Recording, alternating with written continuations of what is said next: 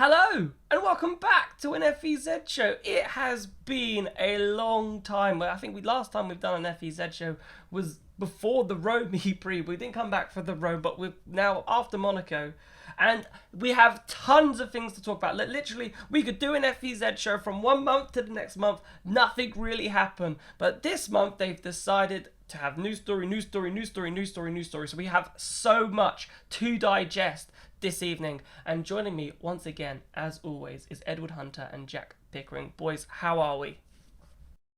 I'm good. Yeah, I didn't get too sunburnt in the Côte d'Azur, or in Rome for that matter. So yeah, no, it's been fantastic to be back in the paddock, chat to people. Yeah, we've got a lot to get into today, so I'm not going to let this go on too long. Yeah, that sounds absolutely right, Pico. So much time and so little. No, wait, scratch that, reverse it.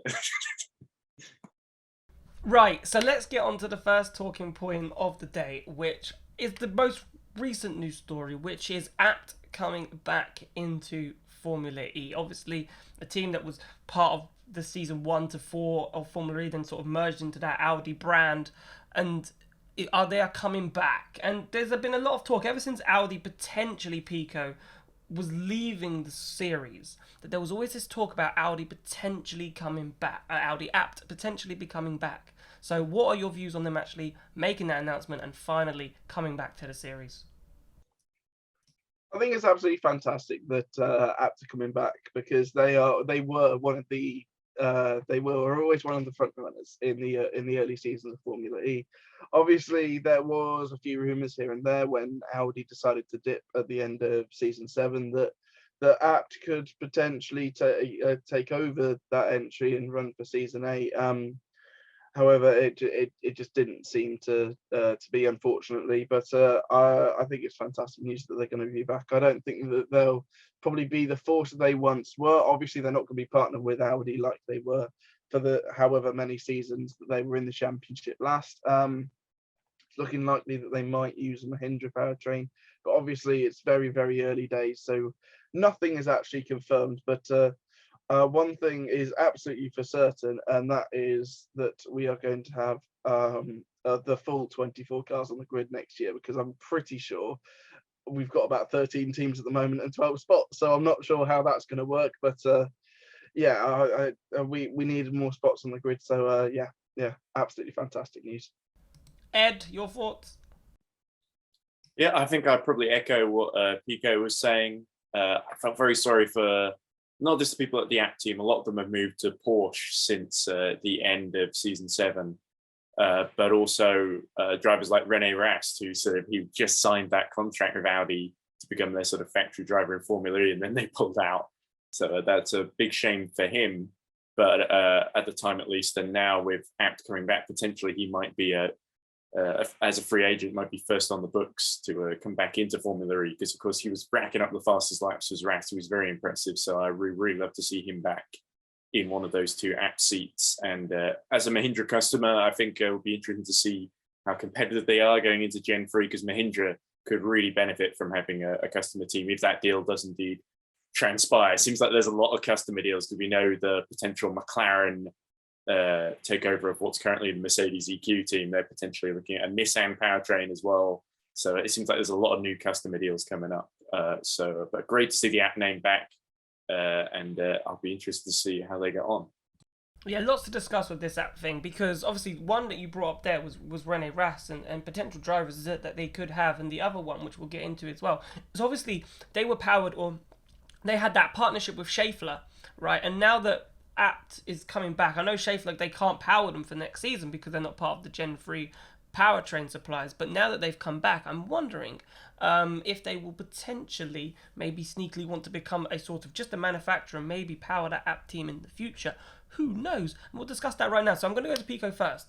Rene Rast, right? Surely, right, he's got to be a name in contention for that seat. Obviously, as Ed said, he was signed up for Audi, and obviously one season wonder, and unfortunately for him, but surely he has to be in contention for a seat. Is there anybody else that you think could be in contention for that seat? Could Daniel Abt be back in that car? I'd say it's rather unlikely that Daniel Apt's going to be back in that car. I've heard a few names mentioned.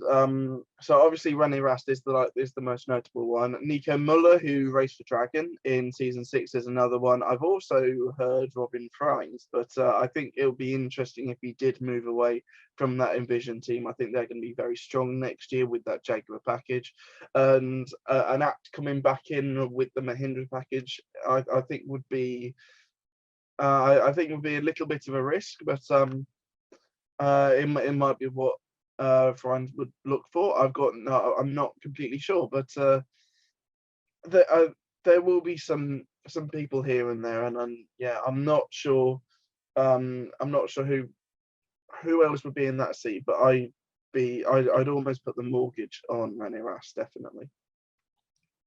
Ed, also your thoughts on who you think will fill that other spot, but I want you to talk about that Schaeffler link in terms of, do you think that could be a potential down the road seeing them again, or do you think that partnership's gone and it will be something else? I wouldn't be surprised to see Schaeffler sponsoring the team, and certainly when they sponsored Audi, there were lots of tie-ins of little electric vehicles and things like that. That was like an electric bike that I think Schaeffler were working on, if I remember correctly, sort of really small, kind of a free-wheel vehicle. Its name escapes me, but yeah. So there's some really impressive stuff going on there, and technically, with that Schaeffler partnership, they won the teams championship in season 4. Let's not forget, and that Abt was still technically kind of running that team, even though Alan McNish was sort of at the helm at the time. He'd just taken over but Abt they certainly wouldn't have got to that point without the investment from Abt in those early seasons. So they've certainly got a lot of pedigree behind them, and I could see Schaeffler making a powertrain. Whether they've got the resources to be as competitive as they were in some of those earlier seasons in Gen 1, it would remain to be seen. But certainly the Mahindra powertrain is a good stopgap until they can get that organised, maybe later into Gen 3.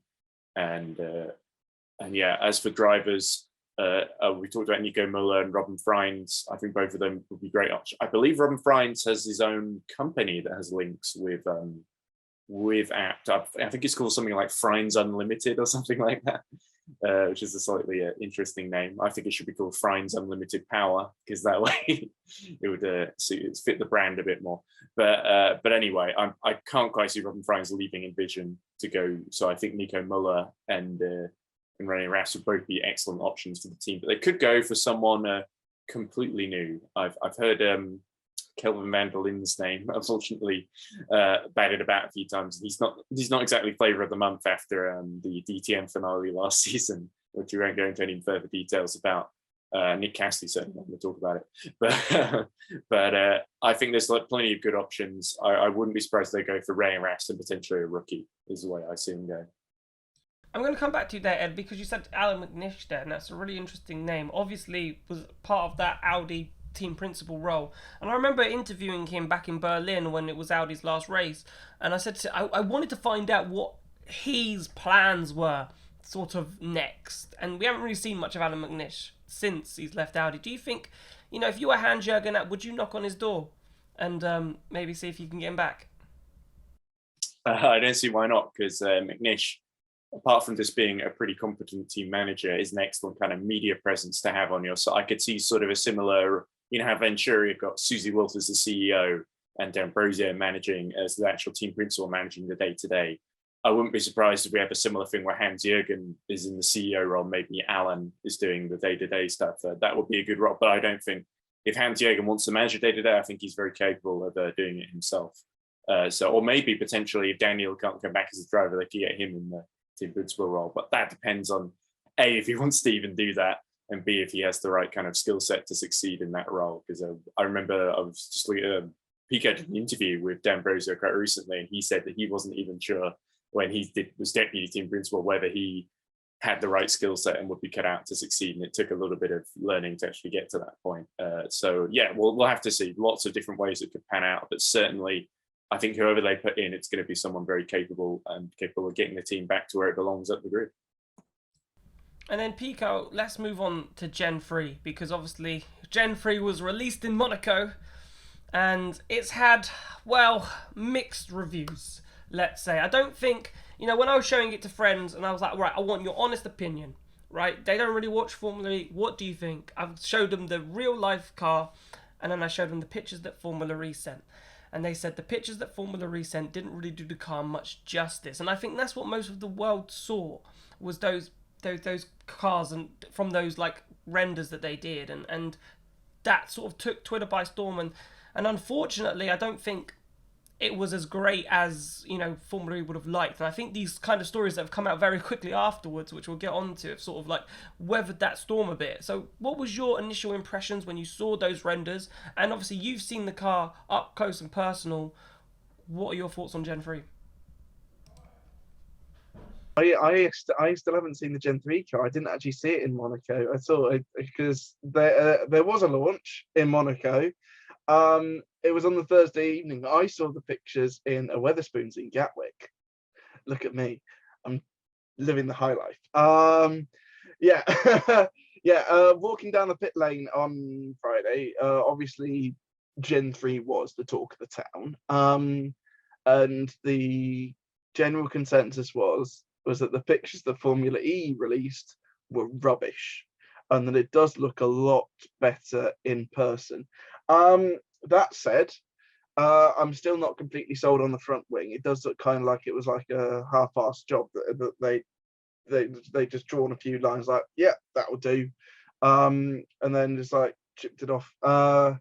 However, one thing that I have noticed this week is Lucas Di Grassi has actually has taken on board some feedback and collaborated with a designer to create a what I think is a much better looking version of the Gen 3 car, and he posted that on his socials, so do go check that out, because I do think that it's a big improvement. I'm going to interrupt you there. So basically, from the reaction there, they're already thinking of redesigning the look of the car. Is that what you're telling me?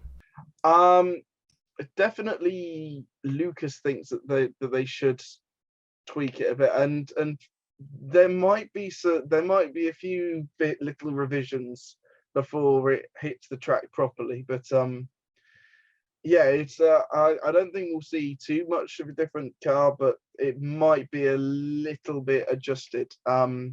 Maybe not to the ones that Lucas and a collaborator did in early this week, but yeah, I mean, like, one of my mates said, "Oh, it looks like a soapbox," which one of them Red Bull soapbox race things. So not the greatest reaction, but yeah, I don't think that could be the finished product. Yeah, well, I'm thinking, well, the one that a lot of people said was the Death Star. I don't know Death Star, sorry, one of the Star Wars ships. I don't know what they're called. The Star Destroyer. The Star Destroyer. That's the one. That was the one that was posted. Happy May 4th, everyone. Happy May 4th. Well, yeah, Happy May 4th.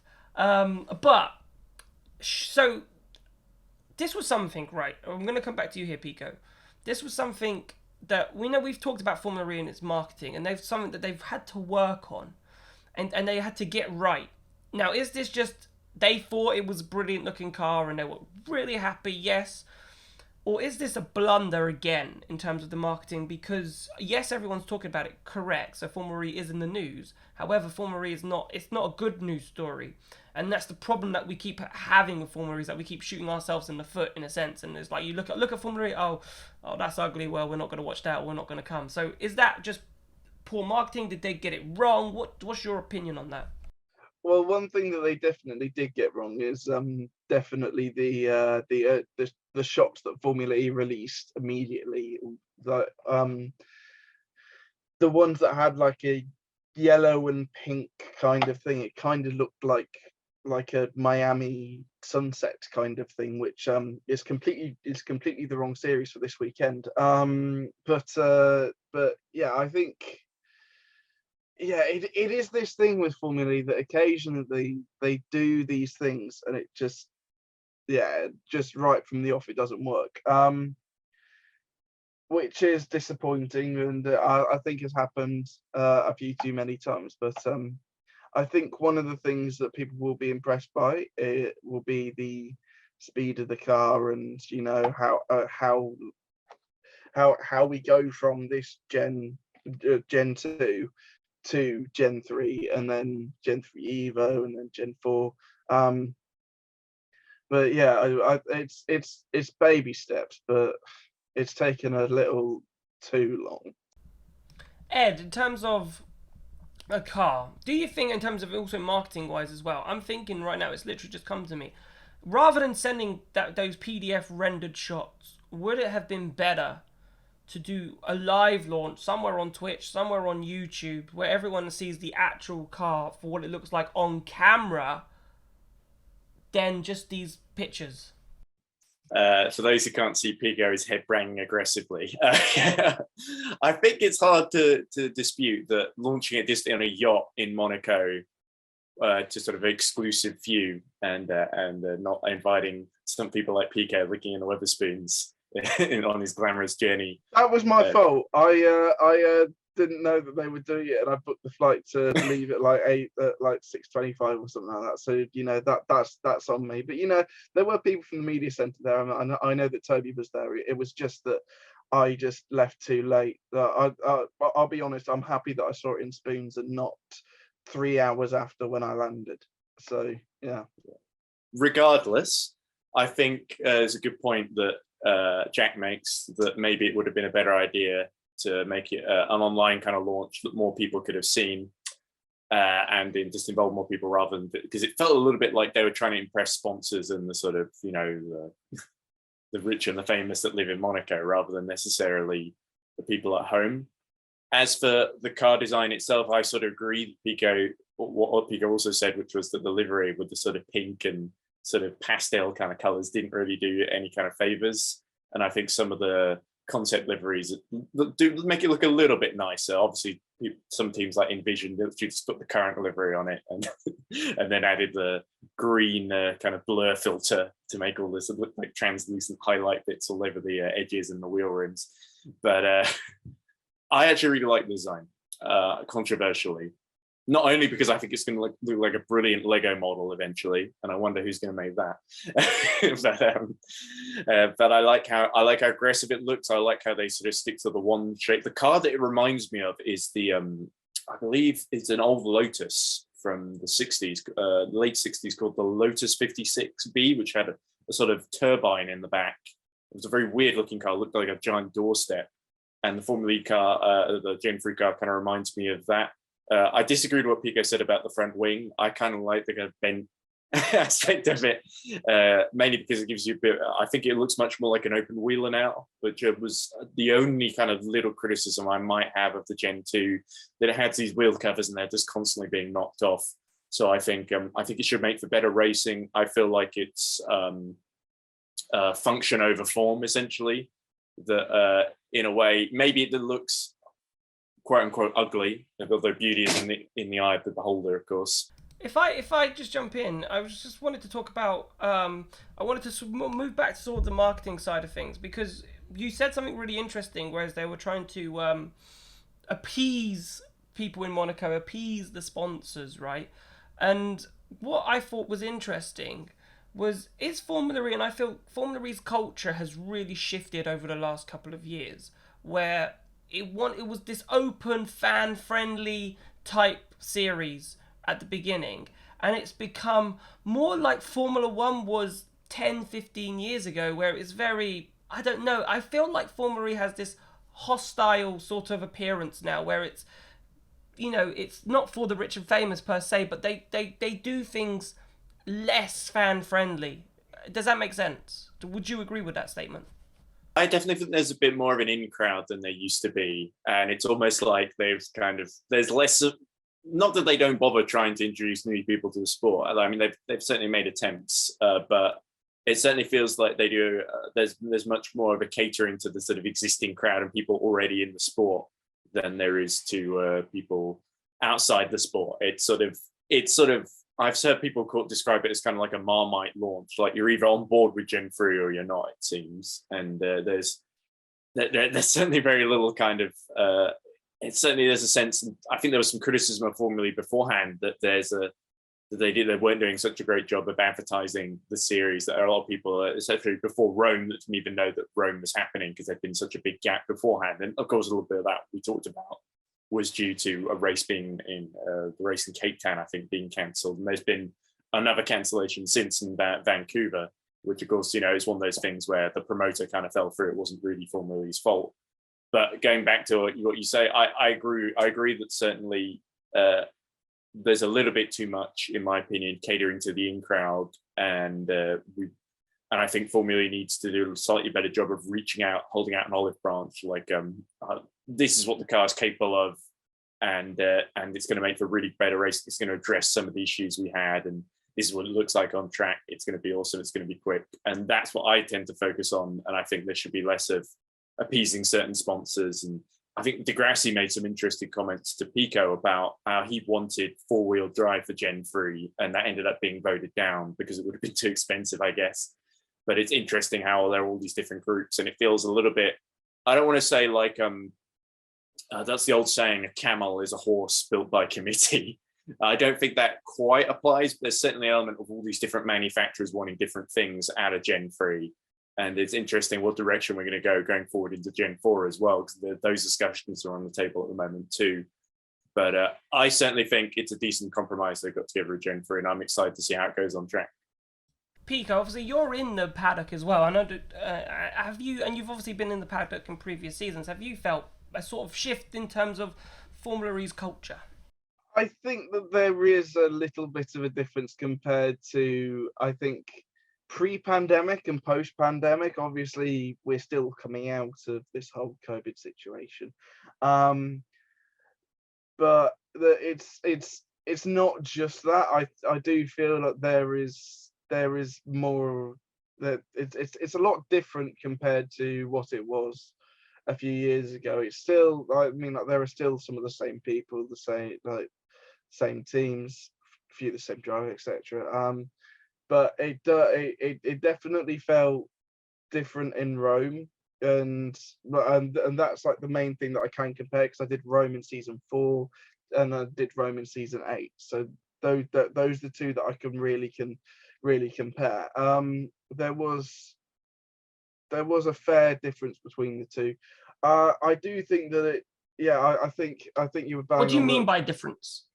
No, in terms of, like, I think you're like bang on the money in terms of, like, it does feel like F1 was about 10, 15 years ago, that we aren't the fun, friendly atmosphere that Formula E was at the very, very start. It has kind of a, come on, let's kind of keep on going for the moment. Let's not have all these walls fall in on us, because it's I don't think it's ever going to be as bad as it was like post Miami season 1, but it does feel like that there's just like this thing now where it just needs to like keep on going, because if we do stop, it's just going to hit a brick wall. Now, I know that was a tough topic to talk about, boys, and I appreciate you talking about that. It's only because I feel the same as what you've done. Obviously, I've been to races from season 1 all the way up to season 7, pretty much. So I've felt the shift. Like back season 1, season 2, teams wanted media attention. They wanted us, and I know maybe we're thinking, oh, we're not getting the same, resources and things go our way as we did back in season 1 and 2, but at the same time the series is still, in my opinion, still needs that, because it's in a position where it needs people like us who are willing to go in there, grab the interviews and so forth, and actually talk about the series. Whereas I feel like some teams in season 1, season 2 who are still on the grid today, it was so open back in season 1, season 2, season 3, whereas today they're much more like a closed shop, and they don't really want to give any information away. They don't really want to talk to anybody, and I think, and that's what I mean. Like, it's kind of that culture of what F1 was a couple of years ago, where it just felt like it was such an in circle that getting anything out of it was a challenge. And I think for a series like Formula E, I think that it's not healthy, and I think they need to be more open. And I know that was an interesting topic, but I think, and I knew this because there's so much news stories that have come out over the last couple of days. I knew this podcast would go in so many different directions today. So let's bring it back to something else, which I thought was quite shocking, to be honest with you. However, it does make sense, but at the same time, I'm like, really? Dragon. Okay, Ed. We know okay, there was this potential time. We knew Tech Cheetah, there was some problems. We knew there was some problems stirring, right? And now the problems seem to look like they've hit the press finally, because Vandoorne could be moving to Dragon next season alongside Jean-Eric Verne, with DS partnering Dragon, and Dragon finally not doing what I wanted them to do, which was to bring an American manufacturer into the team, but finally giving up the ghost of being a manufacturer and actually partnering with someone. But huge that potentially Verne and Vandoorne will be moving to Dragon potentially for next season. Your thoughts on that, Ed? Yeah, it certainly was interesting. There are a lot of people who've not been following the DS Dragon story are like, what? Where did this headline come from? But it's a move that makes sense with the uncertainty. For Vandoorne's point of view, it makes sense to move there, given the uncertainty surrounding the future of his current team, Mercedes, whether McLaren are going to buy them, whether they're going to get the Nissan powertrain, whether that's going to be competitive if they get that package together, and also whether McLaren might want to bring in different drivers entirely. It wouldn't be the first time that Vandoorne has been dropped by McLaren against his will. So it makes sense to move to a DS power team, of course. DS were the world champions with Techeetah in season 5 and season 6, of course, as well, with Da Costa. It's going to be quite a big shake-up because DS are going to take over quite a lot of, we talked about this before, if they can have control over the driver choice, it would seem. That's why Jean-Eric Verne has gone over, because him and DS have historically had big links ever since Verne drove for them when they had that partnership with what was the Virgin team and is now Envision back in season 2, and Verne drove for them then. And is it going to be competitive? It's certainly a big move from Jay Penske, because we know how fiercely independent that team is, and it seems like they've decided to trade in that independence for a chance to be more competitive. And it'll be interesting to see if it works out, and especially with Maserati, they won't be the only DS powered team on the grid. So I think overall that'll probably help them, because having the Maserati powered or DS powered Venturis essentially means they've effectively got 4 DS cars. So that will help Dragon as sort of the main DS team, if that makes sense. And I think it's also a move that makes sense for Verne. He's sold his shares into Cheetah, and so there's nothing really holding him to that team anymore. And with the financial trouble, there was a cryptocurrency sponsor that fell through, I think, end of last season, that Techeetah had hoped to announce, and they were it was a very closely guarded thing. They were very protective about hiding their financial troubles, essentially, Techeetah and the Chinese company that's in charge of it. But hopefully that team survives. We know they're looking at a customer deal too, but it certainly raises questions about where Da Costa is going to go as well, because the rumor is they're looking at moving him to Porsche alongside Wehrlein, and that Lotterer may end up going somewhere else, potentially swapping with Da Costa again and going back to Techeetah. It's not entirely off the table, but Lotterer is also looking at racing in Le Mans. So it shakes up the driver market. It makes sense for both drivers, makes sense for the team. Let's just hope it has a desired effect on their competitiveness, because Dragon could certainly use the help right now. Pico, I wanted to talk Nick de Vries, because obviously Ed's covered that move quite considerably. I was going to talk to you about, because we get about Lotterer and Da Costa, because that is potentially something that's going to switch there. But what I find interesting is Nick de Vries. Obviously current world champion, right? But it looks like he may be out of the series, and he may be choosing to go out of the series himself, which I don't think is also a great look for Formula E, that your world champion a year removed is going, well, I'm not going to be in here anymore. And he's obviously looking to go to Toyota for WEC potentially, and that might be his preferred move. I just wanted to get your thoughts on that. I think it's interesting. However, Toyota have been all dominant in WEC, so I completely understand why he'd think about a move to Toyota. Yeah, it's definitely an interesting one. But to be fair, I mean, he's come into the series. He came in with the Mercedes team, so if he wants to leave with the Mercedes team, I'm fairly certain that he will stay on as the reserve in the Formula One squad. But yeah, he wants to move on and do Toyota, then so be it. I think it will be a massive loss to the series, because he is a very, very talented driver. He's won a world championship. So yeah, and so yeah, but drivers do come and go, which is a shame. I think it will be bigger loss than we've had in recent years for Formula E. But yeah, if that's his decision to go, then so be it.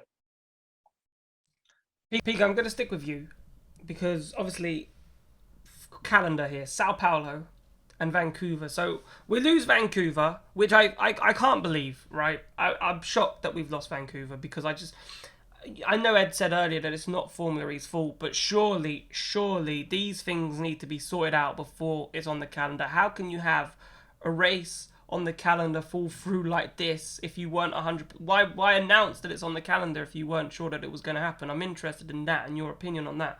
And then obviously then move on to Sao Paulo, and obviously we've been trying to go for Sao Paulo for so long, and how good is it to finally get there? Vancouver's an interesting one. I'm very much disappointed that Vancouver's off the calendar because I was going to have a little holiday in the States in between the Vancouver and the New York races. So for personal reasons, I'm very annoyed that it's off. But yeah, you can't do this at this point. I'm very, very surprised. I was less surprised when I found out that the people behind the Vancouver E-Prix are the same people who were behind the Montreal E-Prix. That's when I kind of, oh, okay, that makes sense. But yeah, it's very disappointing to lose that off. I know that Formula E wanted to finish off Gen 2 with race 100 in Seoul, so there is maybe the chance of having another race come in, but it's rather unlikely. The most obvious choice is adding Jakarta to become a double header. Even then, that would need to be announced more or less now because we're a month away. And also that would interfere with the week leading up to Le Mans, which a lot of the drivers are involved in. I can't really see Valencia happening. I was speaking to Sam Smith in Monaco, and he joked that Marrakesh in mid-June would be a fantastic option. But yeah, it's an interesting one. But yeah, I'm gutted that that's off the calendar, but hopefully they can get their stuff together, and in 2023, Vancouver can actually happen. It has just reminded me that I do need to cancel my accommodation in Vancouver. I will do that after this. But yeah, Sao Paulo. Yeah, this is like the third or fourth time that we find that we tried to go to Sao Paulo. And it sounds more or less this time that it could happen. From what I've heard, it is going to be in the same region as where the IndyCar race was a few years ago in Sao Paulo. So if it's that circuit, then I'm all ears because that was actually a really fun circuit. I think the 2013 race in IndyCar, there was one at the final corner. I think Hinchcliffe won that one. But yeah, I think going to Sao Paulo, obviously Degrassi's been wanting this for years. This is the third or fourth time that we've tried to get a race in Brazil. So yeah, I'm all ears and fingers crossed they can sort it out. Ed, let's move on to Monaco. I know Pico was at Monaco, but we'll start with you first. Obviously, huge win for Vandoorne, and he's been driving brilliantly in that Mercedes, and I think that he needed that luck to come his way, and obviously he got that luck from Pascal Wehrlein. And I know you've been looking into the reasons behind why Pascal Wehrlein retired from that race, because for Pascal, he did nothing wrong. He dominated that race. He got himself into the right position, used the attack mode at the right time, and it all was looking plain sailing. And Porsche looking as strong as ever, but reliability for them still a massive issue. Yeah, it certainly is, and great to see Vandoorne win again for the first time since Rome last season, and indeed Rome this season. Basically, it was a very similar top four in all the last three races with, of course, Evans, Freins, Vandoorne, and Verne, of course, basically finishing in the top four in a different order in all three races. but Verline, like you say, had worked his way up to the lead from second on the grid and put in a great performance. Everything seemed to be going well until the car mysteriously shut down, and it seems like the 12-volt battery, which is there obviously to support the much larger battery, apparently something went wrong there. We don't know exactly why, but it either wasn't fully charged or had some kind of malfunction, because Pascal Wehrlein going into Mirabeau used his brake-by-wire, and clearly it didn't work because he just locked up and then the car died. So it seems there was some kind of, because the 12-volt battery wasn't working, the main battery sort of detected this and then shut down to sort of protect the electronics, essentially to prevent it from short circuiting. So the car shut down. There was no radio between Wehrlein and the team, and it brought out the full course yellow. And it seemed to be that was the deciding moment in the race. Was it it was a full safety car, wasn't it? And it was the deciding moment in the race because Verne and Degrassi, I think, both went for attack mode right before the full course yellow came out. I'm going to stop you there. I want to talk to you about that because we knew from the pictures, right, that Wehrlein was slowing down.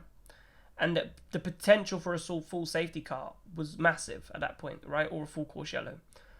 So why on earth did they both go into attack mode at that point?